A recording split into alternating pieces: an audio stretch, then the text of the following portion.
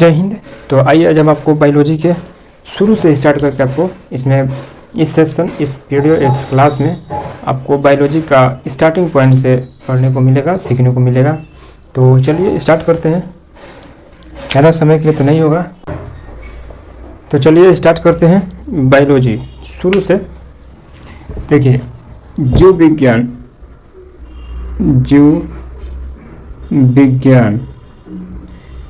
जीव विज्ञान को देखो ये दो भागों में बांट के हम लोग पढ़ते हैं, एक जूलॉजी हो जाता है और एक बॉटनी हो जाता है। जीव विज्ञान का भी जनक अरस्तु को कहते हैं, अरस्तु, और जूलॉजी का भी जनक को अरस्तु का ही कहते हैं। जीव विज्ञान का जनक अरस्तु कहा जाता है और जूलॉजी का भी जनक अरस्तु को ही कहा जाता है। बॉटनी का जनक थियोफ्रेस्टस को कहते हैं,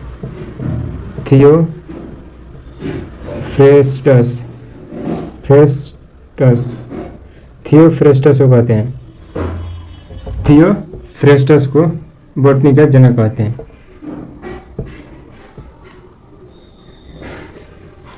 थियोफ्रेस्टस बॉटनी का जनक कहते हैं, ठीक है। देखिए अभी हम लोग जियोलॉजी ख़त्म करेंगे, एक महीना में 2-3 अपलोड होगा जीव विज्ञान यानी कि जियोलॉजी के सेशन के वीडियो, और 2 केमिस्ट्री 2 फिजिक्स, टोटली महीना में 6-7 वीडियो अपलोड हो जाएगा। ऐसे ही बायोलॉजी केमिस्ट्री फिजिक्स तीनों को लेकर चलेंगे।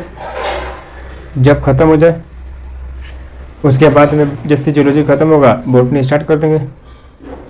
तो पहले हम लोग जियोलॉजी को पढ़ते हैं। इसमें जियोलॉजी में देखिए हम लोग पढ़ते हैं एनिमल्स वगैरह, हम लोग भी एनिमल्स में ही आते हैं, जीव जंतु के बारे में आते हैं। और ये बॉटनी का मतलब कि इसको प्लांट के बारे में, पादप पुष्प के बारे में पढ़ा जाता है, पेड़ पौधा के बारे में पढ़ा जाता है। तो ये तो ज़्यादा बड़ा चैप्टर नहीं है, जो भी है यही है। तो इसमें किसको पढ़ा जाता है, एनिमल्स के बारे में पढ़ते हैं, एनिमल्स। और इसमें पेड़ पौधा के बारे में, प्लांट के बारे में, प्लांट के बारे में पढ़ा जाता है। जियोलॉजी अरस्तु जनक है, बॉटनी का थियोफ्रेस्टस, जीव विज्ञान का जनक भी अरस्तु के ही कहते हैं। इतना तो समझ में आ गया होगा। देखिए इसमें क्या होता है कि सबसे पहले हम लोग कोशिका के बारे में, तो कोशिका का खोज किसने किया, तो सबसे पहले कोशिका का खोज यानी कि सेल मतलब कि कोशिका, इनका खोज किसने किया, सबसे पहले रॉबर्ट हुक ने किए थे। सबसे पहले रॉबर्ट हुक ने किए थे। बट सबसे पहले रॉबर्ट हुक ने जब कोशिका खोज किया ना, तो वो कोशिका मृत कोशिका थी। तो कहा गया कि मृत कोशिका की खोज सबसे पहले किसने किया, तो रॉबर्ट हुक। मृत कोशिका की खोज रॉबर्ट हुक। अब कोशिका विज्ञान का जनक भी रॉबर्ट हुक ही कहते हैं, क्योंकि सबसे पहले कोशिका की खोज करता यही है। तो कोशिका विज्ञान का जनक भी रॉबर्ट हुक ही कहते हैं। बरसते जो कोशिका खोज किए थे मृत कोशिका थी। जीवित कोशिका को लिवन हॉक ने खोजे थे।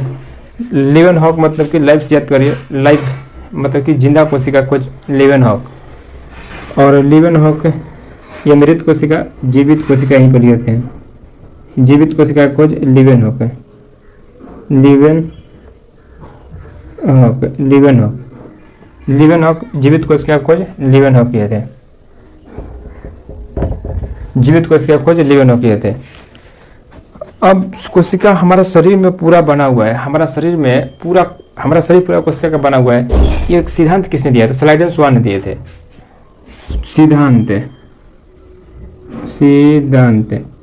सिद्धांत कोशिका का सिद्धांत यानी कि सेल का सिद्धांत है।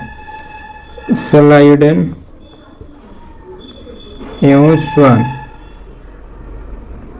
स्वान कोशिका का सिद्धांत देने वाले स्लाइडेन स्वान। जीवित कोशिका का खोज लिवन हॉक और कोशिका का खोज मृत कोशिका। सबसे पहले कोशिका का खोज किसने किया, मृत जीवित नहीं पूछेगा तो रॉबर्ट हुक। अगर पूछ दिया कि मृत कोशिका का सबसे पहले खोज तो रॉबर्ट हुक, जीवित कोशिका का सबसे पहले खोज तो लिवन हॉक, और कोशिका सिद्धांत तो स्लाइडेन स्वान।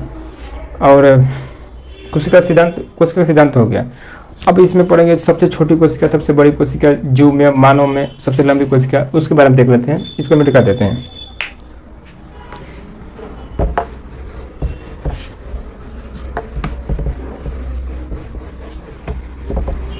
देखिए सबसे पहले देख लेते हैं कि सबसे छोटी कोशिका किसमें होता है, किसी जीव में सबसे छोटा कोशिका। तो छोटी कोशिका यानी कि छोटा सेल, सबसे छोटा सेल किसमें होता है, कोशिका किसमें होता है, सबसे बड़ी कोशिका किसमें होता है, बड़ी कोशिका किसमें होता है? सबसे छोटी कोशिका, सबसे बड़ी कोशिका, और मानव में सबसे छोटी कोशिका, मानव में सबसे छोटी कोशिका, छोटी कोशिका, और मानव में ही सबसे बड़ी कोशिका, सबसे बड़ी कोशिका, और मानव में सबसे लंबी कोशिका, सबसे लंबी कोशिका। किसी जीव में सबसे छोटे कोशिका, किसी जीव में सबसे बड़ा कोशिका, और मानव में, मानव मतलब कि हम लोग में सबसे छोटी कोशिका क्या होता है, और मानव में ही सबसे बड़ी कोशिका क्या होता है, और मानव में सबसे लंबा कोशिका क्या होता है? देखिए, सबसे छोटी कोशिका को हम लोग कहते हैं, सबसे छोटी कोशिका माइकोप्लाज्मा,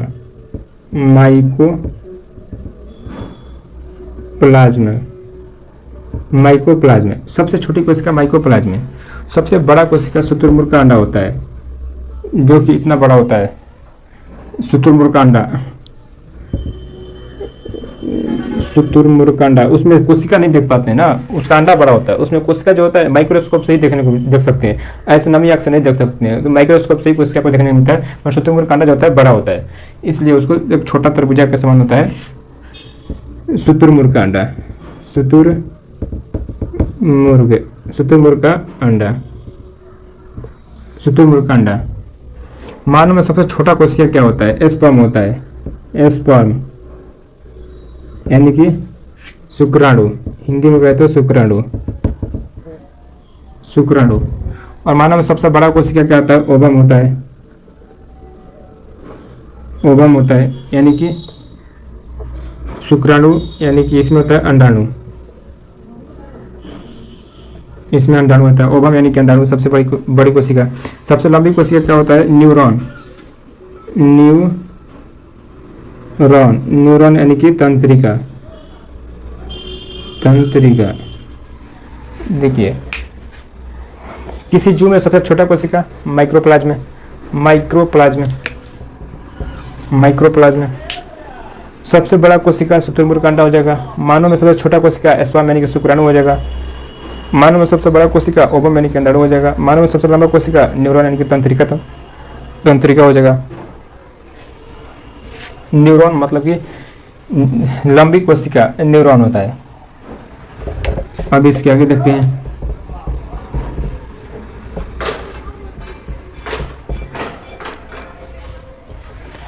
देखिए, इतना तो हो गया। अब हम लोग देखते हैं सबसे तेज कोशिका का निर्माण कहाँ होता है और कहाँ पर हमारे शरीर में ऐसा कौन सा स्थान है, जगह है जहाँ पर कोशिका का निर्माण होता ही नहीं है, और ऐसा कौन सा जगह है जहाँ पर कोशिका का निर्माण तेजी से होता है, कोशिका विभाजन तेजी से होता है, कोशिका का निर्माण तेजी से होता है। देखिए, तो कोशिका का निर्माण सबसे तेज पुनर्निर्माण कहाँ पर होता है? पुनर्निर्माण तेज कहाँ पर होता है? तो सबसे तेज होता है यकृत यानी कि लीवर में, यकृत में। और सबसे धीमी होता ही नहीं है, धीमी नहीं कह के हम देखते हैं इसमें होता ही नहीं है ब्रेन में, ब्रेन में कोशिका का निर्माण नहीं होता है। क्यों? देखिए, अगर यहाँ तक लगा चोट तब तो ठीक है, चमड़ा फट गया ठीक है, हड्डी पर चोट लगा ठीक है। अगर हड्डी से अंदर चल जाएगा तब जाके एक एमसीबी गिर जाएगा, अगर कोई बाई चांस, तो काम ही नहीं करेगा।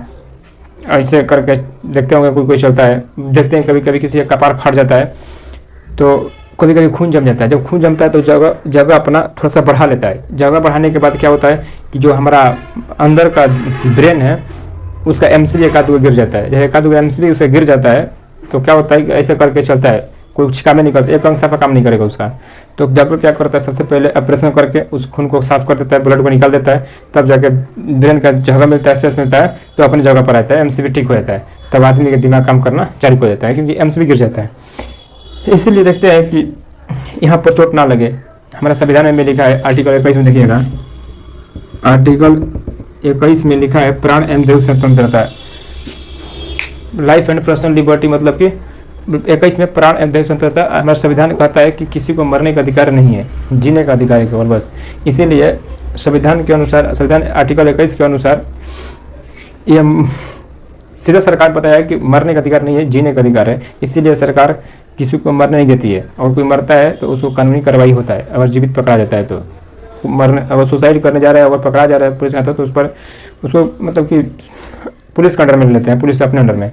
इसीलिए देखते हैं कि रोड पर हेलमेट नहीं जो लगा जाता है बाइक वाला या कोई गाड़ी 4 चक्का वाला, जैसे कि लगा के नहीं जाते हैं सीट बेल्ट, तो उस पर जुर्माना लगा देते हैं, क्योंकि मेन हिस्सा यही है, अगर इसमें चोट लगे तो आदमी कहानी खत्म हो जाता है। इसलिए बचाने के लिए और सुरक्षा के लिए ही एक तरह से आपको मरने नहीं दे रहा है, आपको कहीं ना कहीं आप ही अपना जान से प्यार करते हैं, इसके कारण ये कोशिका झिल्ली होता है। ये क्या होता है? कोशिका झिल्ली होता है। ये कोशिका झिल्ली में माइटोकॉन्ड्रिया होता है, माइटोकॉन्ड्रिया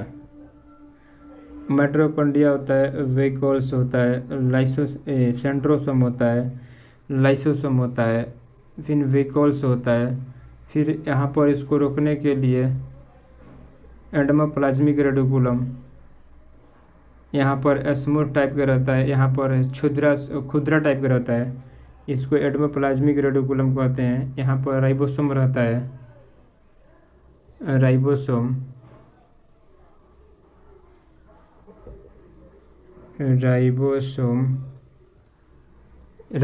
70S और 80S और 70S दोनों रहता है। राइबोसोम माइटोकॉन्ड्रिया के अंदर दोनों रहता है।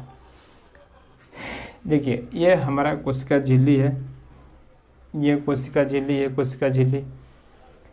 अभी कोशिका झिल्ली के अंदर यहाँ पर न्यूक्लियस है, यहाँ पर न्यूक्लियस यानी केंद्रक है।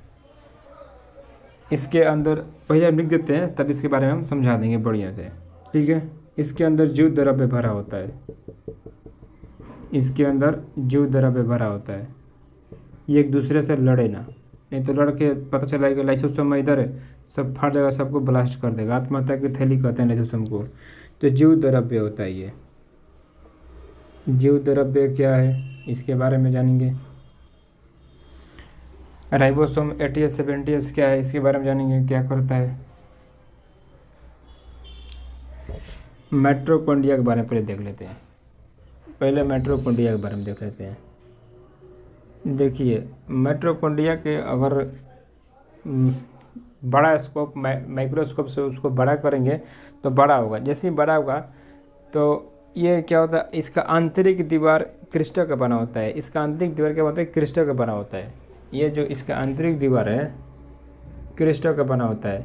इसमें देखिएगा ना तो इस तरह के मतलब कि फिगर होता है,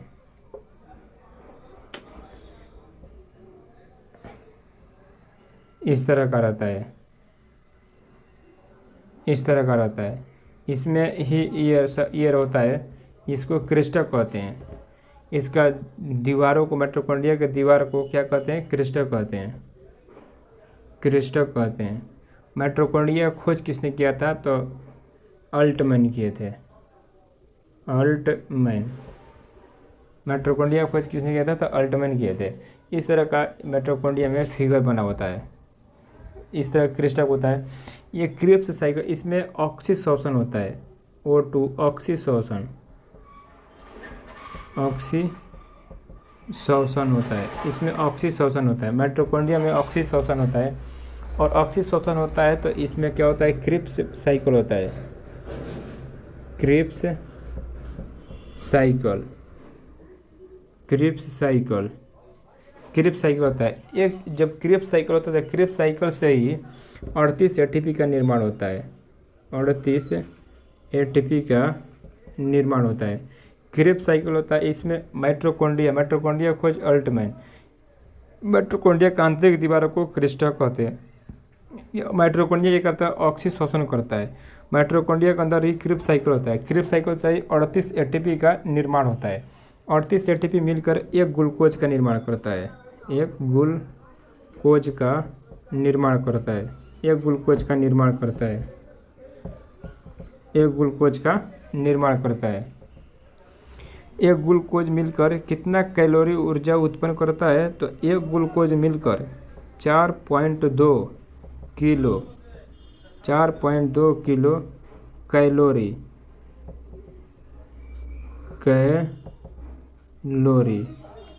ऊर्जा का निर्माण करता है।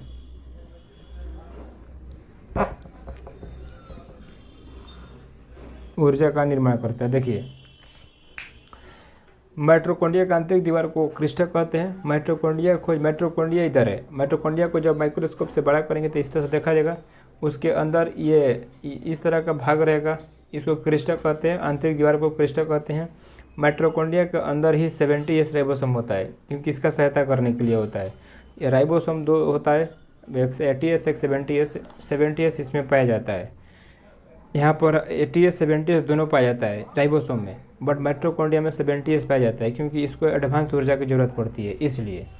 ठीक है, तो 70S ऊर्जा 70S अगर पूछ देगा कि राइबोसोम 70S राइबोसोम किस में पाया जाता है राइबोसोम के अलावा, तो माइटोकॉन्ड्रिया में ही पाया जाता है, इसको एडवांस ऊर्जा के लिए। ठीक है, तो हम ये देख लीजिए, इसमें 870S राइबोसोम पाया जाता है, इतना दिमाग में रखिए। तो इसका आंतरिक दीवार को क्रिस्टल कहते हैं, इसका खोज अल्टमैन को कहते हैं। इसमें ऑक्सी शोषण होता है और इसमें क्रिप्स साइकिल होता है। क्रिप्स साइकिल से ही 38 ATP का निर्माण होता है। 38 ATP का निर्माण होता है। वो 38 ATP मिलकर एक ग्लूकोज का निर्माण करता है। एक ग्लूकोज मिलकर 4.2 किलो कैलोरी का 4.2 किलो कैलोरी ऊर्जा का निर्माण करता है। ठीक है, अब देखिए कि एक दिन में काम करने के लिए कितना ऊर्जा की आवश्यकता होती है। एक दिन हम लोग को काम करने वाले, पूरा दिन हम लोग काम कर रहे हैं, तो उसमें 2500 कैलोरी ऊर्जा की आवश्यकता होती है।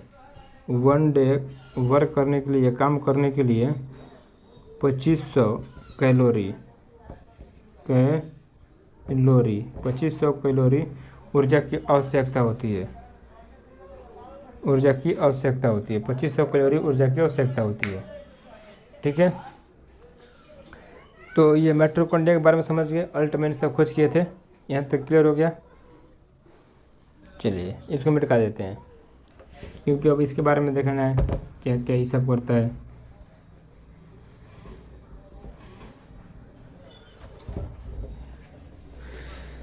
देखिए, ये एंडोप्लाज्मिक रेटिकुलम की में दबे ना, ये पचके ना, इसीलिए एंडोप्लाज्मिक रेटिकुलम में ER से सूचित करते हैं। एंडोप्लाज्मिक रेटिकुलम 2 प्रकार का होता है। कौन कौन सा? एक होता है स्मूथ, यानी कि स्मूथ। एक होता है रफ मतलब ये इतना भाग इसका जो है ना, ये रफ है। रफ क्यों है? क्योंकि खुरदुरा टाइप के है, और ये खुरदुरा टाइप के क्या है? राइबोसोम है। खुरदुरा टाइप के क्या है? राइबोसोम। और ये स्मूथ, इसमें चिकना टाइप के है। स्मूथ मतलब वसा बोलता है इसको, वसा। स्मूथ मतलब वसा, चिकना टाइप का होता है, चिपचिपा टाइप का होता है। और ये रफ होता है मतलब खुरदुरा टाइप के, इसमें यही राइबोसोम होता है, ये राइबोसोम होता है। ठीक है, तो 2 प्रकार का होता है, एक स्मूथ एक रफ। रफ होता है राइबोसोम। ठीक है, राइबोसोम इसमें होता है 80S 70S दोनों, और 70S माइटोकॉन्ड्रिया में भी होता है। अब देखिए, ऊर्जा का तो निर्माण कर दिया, अब ऊर्जा को परिवहन कौन करेगा? ऊर्जा का परिवहन करने का कार्य कौन करता है? ये क्या लिखे हैं? गल्जी बॉडी होगा ना, गल्जी बॉडी होगा। ऊर्जा का परिवहन का कार्य कौन करता है? एक जगह से दूसरे जगह, जहाँ ऊर्जा, जैसे कि हमको ऊर्जा की ज़रूरत है जीभ में, अभी बोल रहे हैं, तो अगर ऊर्जा जीभ में नहीं देगा तो हम नहीं बोल पाएंगे कुछ भी। तो इसलिए कहाँ पर ऊर्जा की आवश्यकता है? गल्जी बॉडी को पता है, और गल्जी बॉडी यहाँ से ऊर्जा का परिवहन करता है शरीर में हर जगह, मतलब जहाँ पर ऊर्जा की आवश्यकता होती है। कोई काम कर रहे हैं हाथ से, तो हाथ में ऊर्जा की जरूरत है, तो हाथ में पहुँचाएगा। जहाँ जहाँ पर ज़रूरत पड़ती है, जहाँ पर ऊर्जा का पहुँचाने का कार्य कौन करता है? गल्जी बॉडी करता है। अब सेंट्रोसोम क्या होता है? सेंट्रोसोम क्या होता है कि कोशिका का विभाजन करता है, एक जगह से दूसरी जगह की कोशिका को मतलब कि पहुँचाने का कार्य करता है। कहाँ पर कोशिका की ज़रूरत है, मान के चलो कि यहाँ पर कट गया, हाथ में कहीं कट गया, अब कटने के बाद वहाँ कोशिका तो मर जाएगा, तो बगल वाली कोशिका निर्माण करेगा। बगल वाली कोशिका से मतलब कि विभाजन करवाने का न्यूक्लियस आदेश देगा सेंट्रोसोम को, और वहाँ से कोशिका एक जगह से दूसरी जगह प्रदान करने का काम करेगा सेंट्रोसोम। लाइसोसोम क्या करता है कि जहाँ पर कोशिका मर जाता है उसको, इसमें लाइसोसोम के अंदर जल अपघटक एंजाइम होता है, जल अपघटक एंजाइम, जो कि उसको जलाने का कार्य करता है। जो कोशिका मर जाता है तो उसको छिटक के उसको साफ करने का काम करता है, उसको जला देता है। व्हीकल्स क्या होता है? पानी को स्टोर करता है, पानी का स्टोर करता है। एक सवाल इसमें पूछ देता है कभी कभी कि सबसे ऐसा कौन सा चीज़ है पेड़ पौधा में जो सबसे बड़ा है? एनिमल्स के तुलना में, दोनों में है, बट पेड़ पौधा में सबसे बड़ा है, तो ये है वैक्यूल्स, क्योंकि